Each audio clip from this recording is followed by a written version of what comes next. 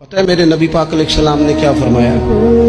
یہ صحیح حدیث ہے، اور اس حدیث سے جو درد چھلکتا ہے اسے آپ کبھی محسوس کریں، کبھی ان باتوں کو آپ نچوڑیں تو اس میں آنسو کتنے ہیں۔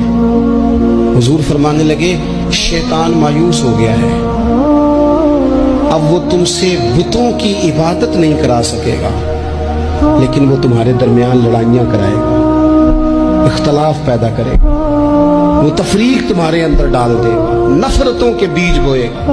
عبادت نہیں وہ کرا سکتا، نہ اپنی نہ کسی بت کی۔ مایوس ہو گیا، میری امت بتوں کے سامنے نہیں جھکے گی۔ حضور نے بات کی صحیح حدیث میں، لیکن اس کے پاس ایک حربہ رہ گیا ہے، تمہیں لڑائے گا، اختلاف پیدا کرائے گا۔ صحیح العقیدہ لوگ بھی آپس میں لڑ پڑتے، جنگ و جدال کا بازار گرم ہے۔